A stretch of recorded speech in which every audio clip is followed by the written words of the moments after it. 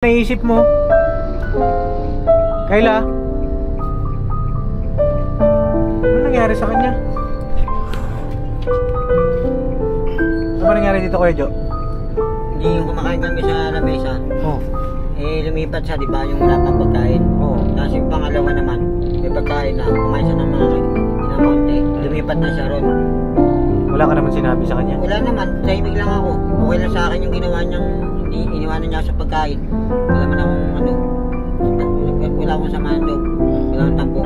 Siya may problema eh. So yan o mga kapapi, Kaagapay po, please support po natin si Kaagapay. Nagnanais na makatulong sa ating mga kababayan. Alright? Business na mga ka-business mariyog ko, support natin si Kaagapay. Grabe butan, yun siya kayo, pero may ginag-support ba sa tua? So yun, sa mga Tagalog naman, pakisuyo po, supportahan natin si Kaagapay. Diba? Solid din po itong sumusuporta sa atin. Grabe, laging nagko-comment. Ayun, salamat din sa suporta mo. Ayun, balikan naman natin yung ginawa niyang kabutihan sa atin.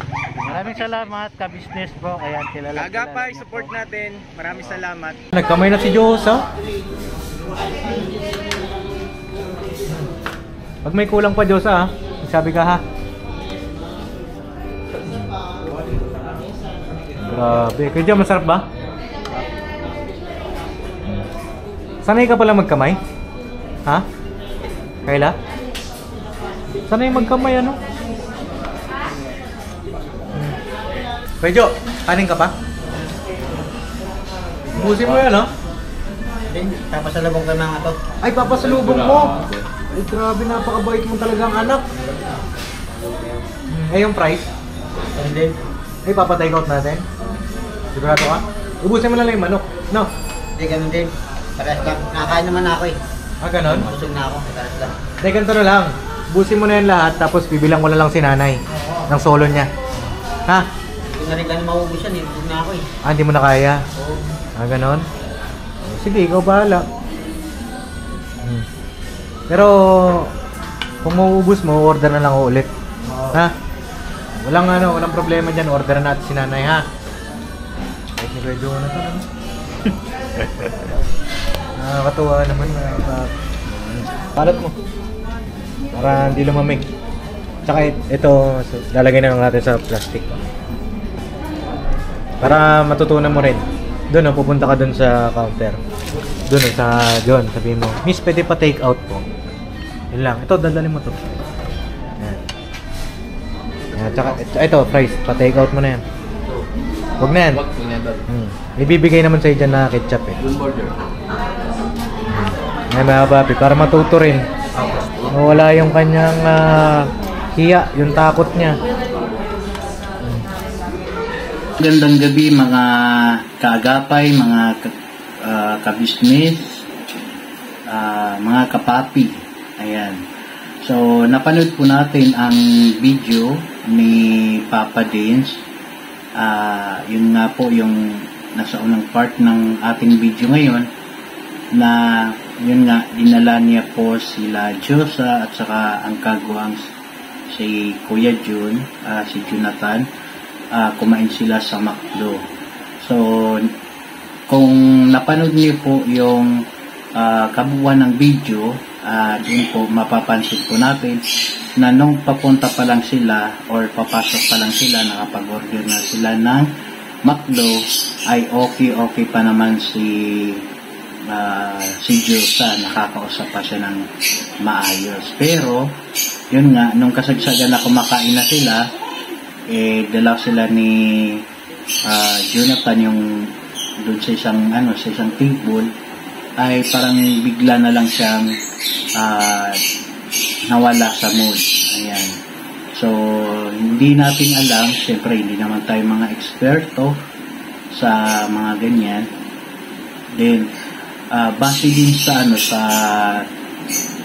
experience ko, kasi may tita din po ako na yung na-depress. Oo. Kasi ang nangyari nung may namatay sa kanilang kapitbahay, biglang sinusumpong. So parang may pinagamot din namin siya sa yung mga manggagamot na albularyo. So yun nga, parang inano daw siya, parang pag may mga problema siya, biglang sinusumpong siya ng gano'n, di ba? Then naano ko rin na kapag ganitong pag padilim na, doon siya nawawala ng yung nawawala sa mood, di ba? So yun nga, hindi rin natin may paliwanag kasi hindi naman tayo eksperto dyan. And yun nga, nakakaano talaga yung kalagayan ni Diyos kasi parang nakikita ko talaga sa kanya yung tita ko, na lalo na pag wala doon yung anak niya, laging bumabalik yung ganyan karamdaman niya, na parang may parang may pumupunta sa kanila, ganun, maraming gumugulo sa kanya. So siguro hindi natin nakikita na may mga nakikita silang mga kakaiba, di ba? And yun din, napansin din natin na si Kuya Jonathan, ito napansin ko, nag-improve talaga siya, the way siya magsalita ngayon, parang nagiging vocal na rin siya, at hindi na rin siya nahihiya kay Papa Dins. Parang naano ko lang din, napansin ko na pagkasama niya talaga si Papa Dins ay parang mas ganado siyang makipag-usap o sumagot. And maganda po yun, kasi kahit papaano ay kumbaga nag-improve na siya. And yun nga, sabi din ni Papa Dins na, di ba, yung sinabi sa kanya ni Papa Dins na dalhin sa counter yung natitira niyang pagkain para ma-take out. So magandang rin po yan, kumbaga mga paraan para kahit papaano natututunan ni Kuya Jonathan yung mga bagay na dati hindi niya nagagawa. Kaya nga sabi ko dati na kulang lang talaga siya sa socialization or mga yan, di ba? So maganda, good job. Kahit pa konti-konti nakikita natin na nakakapag-adjust na at nagbabago na si Kuya Jonathan, di ba?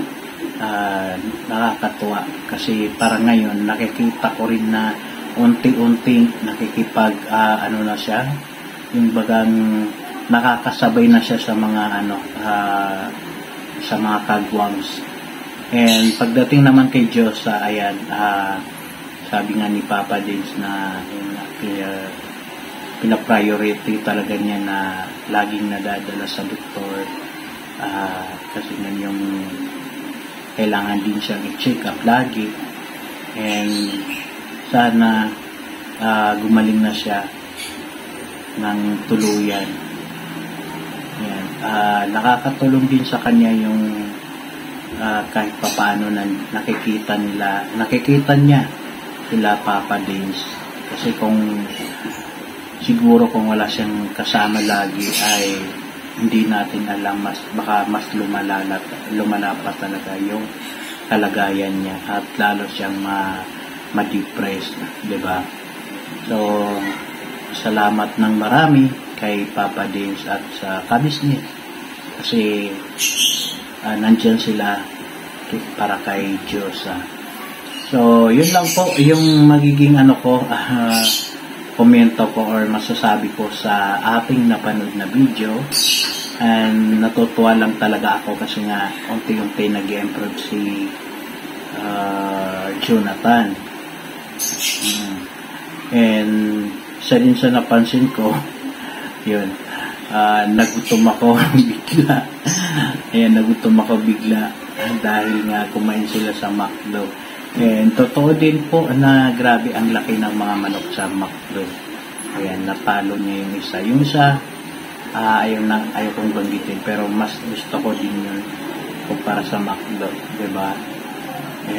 Yun nga lang, mas lalong lumiliit yung mga manok nila ngayon.